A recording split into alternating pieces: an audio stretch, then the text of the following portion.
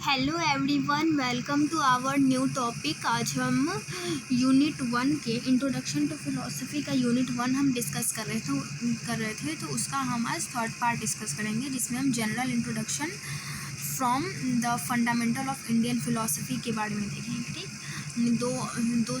दो article already discuss कर लिया यूनिट 1 का, और ये हमारा थर्ड वीडियो होने वाला है। ठीक, ये जो चैप्टर शुरू होता है इस स्टेटमेंट के साथ शुरू होता है कि western philosophy believe that philosophy is a uniquely western activity है। फिलोसफी क्या है? वेस्टर्न एक्टिविटी है। मतलब कि ये लोग बिलीव करते हैं कि फ़िलासफ़ी जो है सिर्फ वेस्टर्न सिविलाइजेशन को ही बिलोंग करता है और कहीं एग्जिस्ट नहीं करता है। और दूसरे कंट्रीज़ के फ़िलासफ़ी को ये मिथ बोल देते हैं, मिथोलॉजी, रिलीजन बोल देते हैं, जैसे इंडिया, चाइना और दूसरे अदर कंट्रीज़ के। ठीक, और इनके अकॉर्डिंग क्या है कि फ़िलासफ़ी एक सिस्टमेटिक इंक्वायरी है, यानी कि लॉजिकल इन्वेस्टिगेशन कर रहे हैं रियलिटी के ऊपर, एग्जिस्टेंस के ऊपर। तो फ़िलासफ़ी का मतलब यही है कि जो हम इन्वेस्टिगेशन कर रहे हैं रियलिटी, लाइफ और वर्ल्ड के बारे में, तो वो फ़िलासफ़ी है। ठीक, और वो वेस्टर्न फ़िलासफ़ी क्या बोलते हैं कि वो सिर्फ वेस्टर्न सिविलाइजेशन के लोगों के लिए ही वो डेडिकेटेड है। ठीक, और नेक्स्ट देख लीजिए। नेक्स्ट जो है फ्रैंकलिन थीली और लेज वुड जो है, ये अमेरिकन फ़िलासफ़र है। ये अपना एक बुक लिखते हैं हिस्ट्री ऑफ फ़िलासफ़ी पर, हिस्ट्री ऑफ फ़िलासफ़ी का एक बुक लिखते हैं। उसमें ये अपना स्टेटमेंट देते हैं कि ancient people mostly remained at the mythological stage and only Greek develop genuine philosophy. ठीक, मतलब इनके अकॉर्डिंग क्या है कि एंशिएंट सिविलाइजेशन है वो सिर्फ और सिर्फ मिथ पर ही बेस्ड है, वो मिथ से आगे सोच ही नहीं सकती। और उनके अकॉर्डिंग क्या है कि ग्रीक के पास ही जो है जेन्युइन फिलॉसफी है। ठीक, मिथोलॉजी से क्या सेंस हुआ कि जो वर्ल्ड को एक्सप्लेन कर, जो वर्ल्ड को जो है गॉड के सुपरस्टिशन से के थ्रू ही एक्सप्लेन करते हैं। और जो वेस्टर्न सिविलाइजेशन है वो जो है मिथ के बियॉन्ड जाके रैशनल थिंकिंग से एक्सप्लेन करती है वर्ल्ड को। तो वो हुआ वेस्टर्न स्कॉलर का ये मानना है कि ग्रीक का फ़िलासफ़ी रैशनैलिटी पे बेस्ड है, और बाकी जो फ़िलासफ़ी है वो रिलीजन और मिथ पे बेस्ड है। ठीक, तो अब आता है कि ग्रीक फ़िलासफ़ी जो है वो बताती है कि थी ये वेस्टर्न स्कॉलर जो है वो बताते हैं कि ग्रीक फ़िलासफ़ी जो है ये वेस्टर्न सिविलाइजेशन का फाउंडेशन है। ठीक, और फ़िलासफ़र जो है ग्रीस से ही क्यों स्टार्ट होता है? क्योंकि जो फ़िलासफ़ी का जो हिस्ट्री है वो आर्ग्यू करते हैं कि ग्रीस के साथ ही शुरू हुआ था। क्योंकि ग्रीक में ही जो है वो ग्रीक ही जो है इम्पॉर्टेंट फ़िलासफ़िकल क्वेश्चन पूछती है, और उसी से जो है फ़िलासफ़ी का फाउंडेशन बना है। ठीक, और उनका फ़िलासफ़ी जो है वेस्टर्न फ़िलासफ़ी है, वही जो है रियल फ़िलासफ़ी है। तो यहाँ पर एक वर्ड दिया हुआ है पैरोकियलिज्म। इसका मतलब क्या हुआ कि वो अपने ही फ़िलासफ़ी को जो है वो सुपीरियर मानती है। ठीक, और बाकी को जो है इन्फीरियर मानती है। ठीक, तो इनके अकॉर्डिंग क्या है, इनका फ़िलासफ़ी ही जो है रियल फ़िलासफ़ी है। ठीक, और ग्रीक फ़िलासफ़ी जो है हाँ, इनका जो है रियल फ़िलासफ़ी, और बाकी सारे जो फ़िलासफ़ी को जो है ये पोइट्री, फेथ, रिलीजन और मिथोलॉजी बोल देती है। ठीक, और यहाँ पर मिथोलॉजी रैशनल फ़िलासफ़ी दिया हुआ है, ये इम्पॉर्टेंट देख लीजिए। ये कैसे? ग्रीक फ़िलासफ़ी जो है मिथ से ही डेवलप हुई थी स्टार्टिंग में। ग्रीक फ़िलासफ़ी ऐसा तो नहीं है कि रैशनैलिटी से ही स्टार्ट हो गई थी। पहले जो है लोग इवेंट को जो है मिथ के थ्रू ही एक्सप्लेन करते थे। जैसे थंडर आया तो वो क्यों आया? क्योंकि जो है गॉड एंग्री कर गए। फिर जो है लोगों ने रैशनल थिंकिंग करना शुरू किया कि क्या वजह है, कि कौन से कारण है जिस वजह से थंडर क्रिएट हुआ। फिर बाद में जो फ़िलासफ़ी का फॉर्मेशन हुआ कि यूनिवर्स किस चीज़ से बना, इस टाइप के क्वेश्चन फिर करने लगे। तो ग्रीक फ़िलासफ़ी भी डायरेक्ट रैशनैलिटी से नहीं शुरू हो गई थी, ये भी फ़िलासफ़ी मिथ से ही डेवलप हुई है। ठीक, और ये जो है वेस्टर्न फ़िलॉसफी है ये इंडियन फ़िलॉसफी को जो है डिसेक्ट करती है। ठीक, क्यों करती है?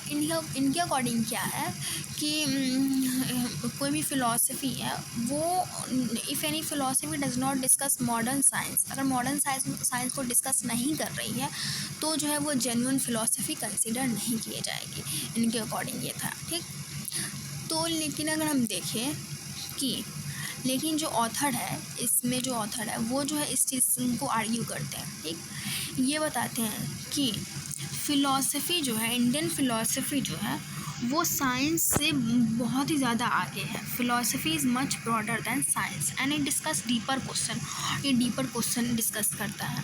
They exclude non western thought by definition of philosophy. ठीक, तो वेस्टर्न फ़िलॉसफी के अकॉर्डिंग क्या है, जो चीज़ें नॉन वेस्टर्न थाउट है उसको वो फ़िलॉसफी में कंसिडर ही नहीं करती है, यानी कि इनके अकॉर्डिंग फ़िलॉसफी में जो है सिर्फ़ और सिर्फ वेस्टर्न चीज़ें ही रहेंगी। ठीक,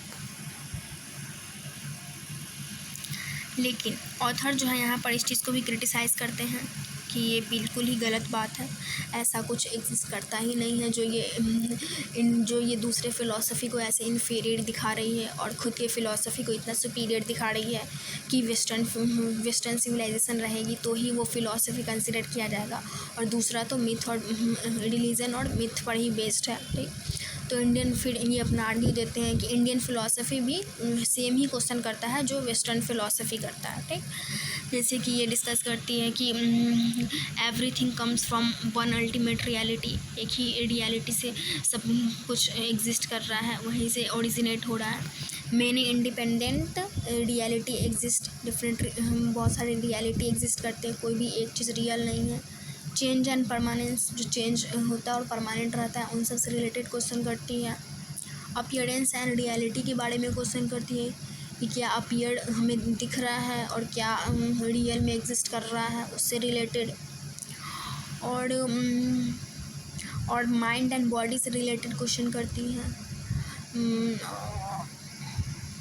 और नेक्स्ट क्या है, फ्रीडम एंड डिटर्मिनेशन से रिलेटेड क्वेश्चन करती है। तो ऑथर का ये मानना है कि इंडियन फ़िलॉसफी भी जो है वेस्टर्न फ़िलॉसफी से रिलेटेड सेम ही क्वेश्चन कर रही है, ये कुछ अलग बात नहीं कर रही है। तो ये कैसे कह सकते हैं कि इंडियन फ़िलॉसफी या फिर दूसरे भी फ़िलॉसफी जो है वो इन्फीरियर है। ठीक, तो फिर आगे ये इंडियन फ़िलॉसफी के बारे में फिर बताते हैं कि like Indian philosophy focus on transforming life.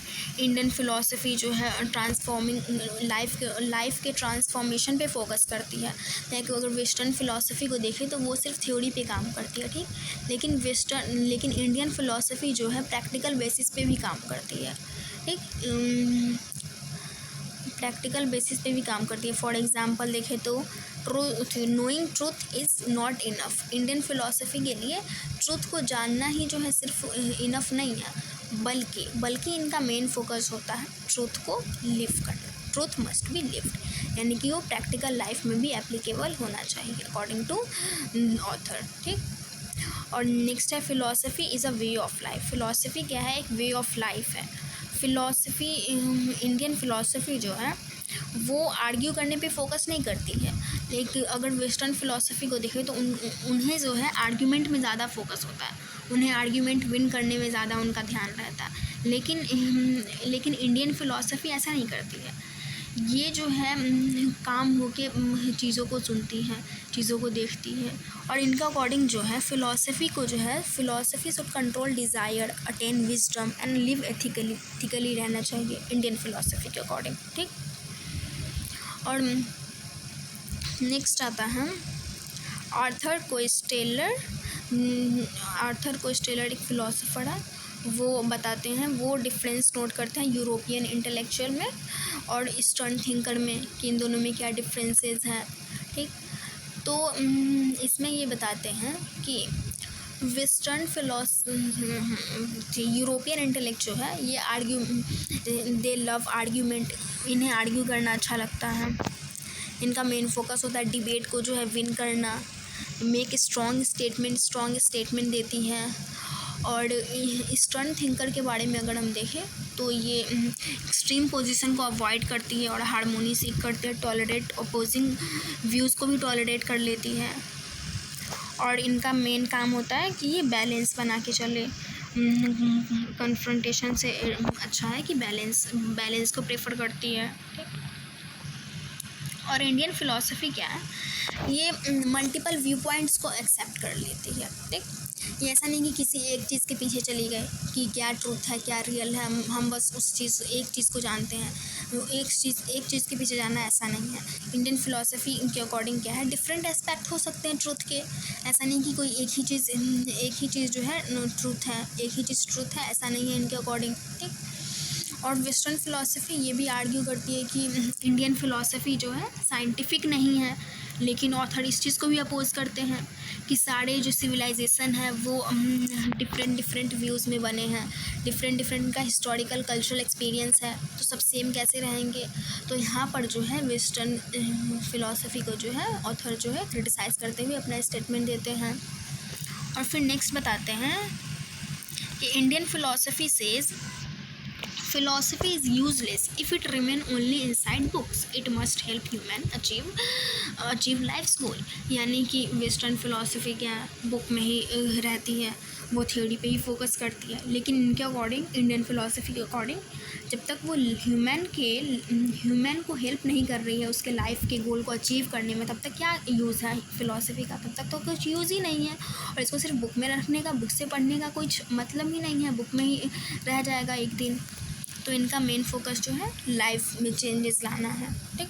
उसी पर ये फिर आगे बताते हैं, इंडियन फ़िलॉसफी जो है टीच 4 एम ऑफ लाइफ और ह्यूमन वेलफेयर के बारे में बताते हैं। ये इम्पोर्टेंट है, ह्यूमन वेलफेयर, जिसे आइडिया ऑफ पुरुषार्थ कहा गया है। आइडिया ऑफ पुरुषार्थ यानी कि पर्पस ऑफ ह्यूमन लाइफ के पर्पस को एक्सप्लेन करती है इंडियन फ़िलॉसफी, उस पर फोकस करती है कि ह्यूमन का क्या पर्पस है। तो इस चीज़ को जो है ये बताया गया है। और नेक्स्ट जो है इंडियन फ़िलॉसफी लाइफ के 4 एम को बताती है कि क्या क्या लाइफ के 4 एम होने चाहिए। लाइक फॉर एग्ज़ाम्पल इसमें जो है 4 एम है, धर्म, अर्थ, काम, मोक्ष। ये सब जो है डिफरेंट जो है 4 एम है लाइफ के, जो इंडियन फ़िलॉसफी बताती है। धर्म मतलब क्या आ जाएगा कि ड्यूटी क्या है, आपकी ऑब्लिगेशन क्या है। ठीक। और फिर अर्थ यानी कि वेल्थ, प्रॉस्पेरिटी से रिलेटेड क्या है। और नेक्स्ट आता है हमारा थर्ड वन है काम यानी कि प्लेजर। ठीक। और लास्ट है हमारा मोक्ष। और इनके अकॉर्डिंग क्या है, इंडियन फ़िलॉसफी के अकॉर्डिंग अगर हम इस तीनों को अगर हम फॉलो करेंगे, धर्म, अर्थ, काम, इन सबको अगर हम अच्छे से फॉलो करेंगे तो जो है हमें लिबरेशन मिल सकता है, मोक्ष मिल सकता है। ठीक। नेक्स्ट ये बताते हैं इंडियन फ़िलॉसफी कि हमारा रूट काउज क्या है सफ़रिंग का हमारा रूट काउज क्या है। तो इग्नोरेंस ही जो है हमारा जो है सफ़रिंग का रूट काउज है। ठीक। ह्यूमन लाइफ में जो है इनके अकॉर्डिंग जो है बहुत सारे सफ़रिंग है ह्यूमन लाइफ के अंदर, जैसे सैडनेस, फियर, पेन, अटैचमेंट, ये सब डिफरेंट फियर है। और ये सब क्यों होती है, इग्नोरेंस के कारण होती है। इग्नोरेंस यानी कि अविद्या, जो कि फंडामेंटल काउज है सफ़रिंग का। इग्नोरेंस की वजह से अटैचमेंट होता है, डिज़ायर होता है, फियर होता है, लोग अनहैप्पी रहते हैं, इसी की वजह से लोग बन जाते हैं। तो फिर अगला स्टेटमेंट देते हैं कि नॉलेज के थ्रू ही हम इग्नोरेंस को जो है हटा सकते हैं। जब तक हमें ट्रू नॉलेज नहीं मिलेगी तब तक जो है इग्नोरेंस को रिमूव करना मुश्किल है। तो जब इग्नोरेंस चला जाएगा तो फियर कम हो जाएगा, अटैचमेंट कम हो जाएगा, सफ़रिंग कम होगी। तो नॉलेज के थ्रू ही जो है हमें फ्रीडम मिल सकता है या फिर लिबरेशन मिल सकता है। तो नॉलेज इज़ अ की टूल टू गेट लिबरेटेड। तो यहाँ पर फ़िलॉसफी यहाँ पर मेन स्टेटमेंट देती है, philosophy is a path to freedom या फिर मोक्ष। ठीक। They believe Indian philosophy is only about spiritual teaching. तो वेस्टर्न फ़िलॉसफी के अकॉर्डिंग क्या है कि इंडियन फ़िलॉसफी क्या है सिर्फ स्पिरिचुअल टीचिंग है, लेकिन नहीं, ऐसा नहीं है। इस इंडियन फ़िलॉसफी में लॉजिकल आर्ग्यूमेंट भी है, डिबेट भी है, थ्योरीज़ भी है, सिस्टमेटिक मेथड भी है। ठीक। तो नॉलेज जो है थ्योरेटिकल नहीं है यहाँ पर सिर्फ, या फिर स्पिरिचुअल नहीं है, ये जो है फोकस करती है आर्ग्यूमेंट पे भी। ठीक। नेक्स्ट है हमारा author said philosophy of any people is the cream of its culture. ठीक, क्रीम ऑफ इट्स कल्चर से क्या मीनिंग हुआ इनका, ऑथर क्या कहना चाहते हैं, if it reflect how people think, reflect reality. ये जो है फ़िलॉसफी जो है, इंडियन फ़िलॉसफी क्या है, ये लोग कैसे सोचते हैं, कैसे फील करते हैं, रियलिटी क्या है, उन सब चीज़ों को रिफ्लेक्ट करती है। तो फ़िलॉसफी जो है कल्चर से सेपरेटेड नहीं है, इसमें इंक्लूडेड ही रहता है। ठीक, नेक्स्ट हमारा प्रॉब्लम स्टिल कंटिन्यू। प्रॉब्लम अभी तक कंटिन्यू हो ही रहा है। क्या प्रॉब्लम है वो देख लीजिए। इंटेलेक्चुअल चौविनिज्म, यानी कि believing their own ideas are superior, यानी कि वेस्टर्न फिलॉसफी जो है अपने आइडियाज़ को सुपीरियर मानती थी। और कल्चर सुप्रीमेसी की प्रॉब्लम है, वो अपने कल्चर को जो है सुपीरियर मानती थी, वेस्टर्न सिविलाइजेशन। ये इंपॉर्टेंट वर्ड है, इसको ध्यान रखिएगा। इंटेलेक्चुअल चौविनिज्म, इसका मतलब था believing their own ideas are superior. ठीक, और कल्चर सुप्रीमेसी मतलब होता है believing their own culture is superior. ठीक, नेक्स्ट आता है हमारा इंडियन फिलोसफिकल सिस्टम, जिसमें इंडियन फिलोसफिकल सिस्टम जिसमें 2 पार्ट्स हैं, ऑर्थोडॉक्स और अनऑर्थोडॉक्स। ठीक, इसमें भी फिर जो है ऑर्थोडॉक्स वो हो जाएंगे जिसे हम आस्तिक भी बोलते हैं। आस्तिक यानी कि जो वेद की अथॉरिटी को एक्सेप्ट करते हैं। यहाँ पर गॉड के सेंस में नहीं है कि अगर वो गॉड को फॉलो करते हैं तो वो आस्तिक है, तो वो ऑर्थोडॉक्स है। यहाँ पर उस चीज़ को कंसिडर नहीं किया गया है। ठीक, यहाँ पर जो है जो वेद की अथॉरिटी को एक्सेप्ट करते हैं उन्हें जो है यहाँ पर आस्तिक बोला गया या फिर ऑर्थोडॉक्स बोला गया है। ओके, और नेक्स्ट है हमारा अनऑर्थोडॉक्स, जो कि वेद के अथॉरिटी को जो है रिजेक्ट करती है। ओके, इसमें भी डिफरेंट स्कूल ऑफ फिलॉसफी आ जाएगा। तो ऑर्थोडॉक्स में जो योग सांख्य फिलॉसफी सांख्य फिलॉसफी आ जाएगा, और न्याय और वैशिष्ट फिलॉसफी, और मीमांसा वेदांता फिलॉसफी, और नेक्स्ट क्या है, इतना ही है। और अनऑर्थोडॉक्स में क्या है, चारवाकिज्म, जैनिज्म और बुद्धिज्म इसमें आ जाएगा। ठीक,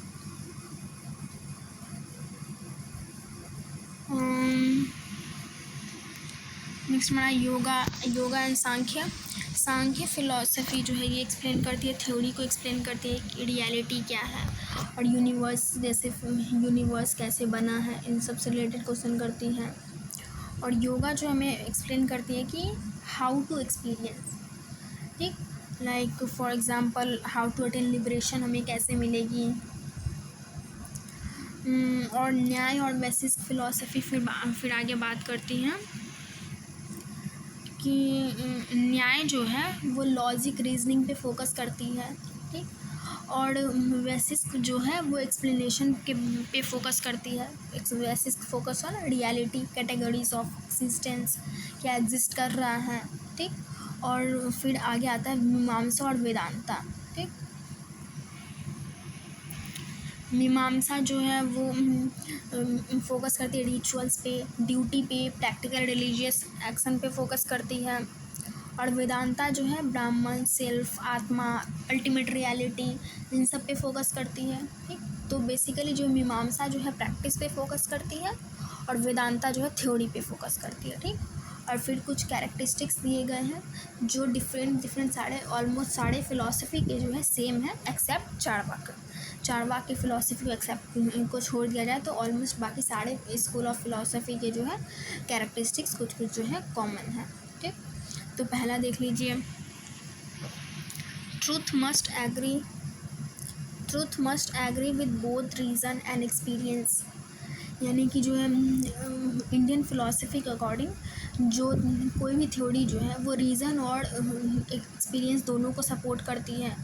like for example argumental logical thinking भी उसमें इंक्लूडेड है, और एविडेंस और जो एक्सपीरियंस भी इंक्लूडेड है, जो भी एवरीडे एक्सपीरियंस होता है या फिर साइंटिफिक एक्सपीरियंस होता है, तो दोनों जो है इसमें इंक्लूडेड है इंडियन फिलॉसफी में। और सेकंड आता है every philosophy aid a man in realising the purushartha, ठीक, यानी कि जो है हर एक फ़िलॉसफी जो है ह्यूमन के गोल को अचीव करने पे फोकस करती है। जो हमने स्टार्टिंग में पढ़ा था पुरुषार्थ के बारे में, यानी कि इसका मतलब होता है गोल ऑफ ह्यूमन लाइफ। ठीक, जिसमें हमें 4 human life, basic human life के बारे में 4 गोल दिए गए थे। धर्म, अर्थ, काम, मोक्ष, ये सब। तो फ़िलॉसफी जो है ह्यूमन को जो हेल्प करती है इन सब चीज़ों को में, जो है इन सब चीज़ों को अचीव करने में। ठीक, और ये सारी फ़िलॉसफी करती है, इंडियन फ़िलॉसफी के सारे स्कूल ऑफ थॉट करते हैं। ठीक, नेक्स्ट हम आता हमारा philosophy should improve life bring wisdom. ठीक, तो इंडियन फ़िलॉसफी जो है ह्यूमन लाइफ को इम्प्रूव करती है, विजडम लाती है।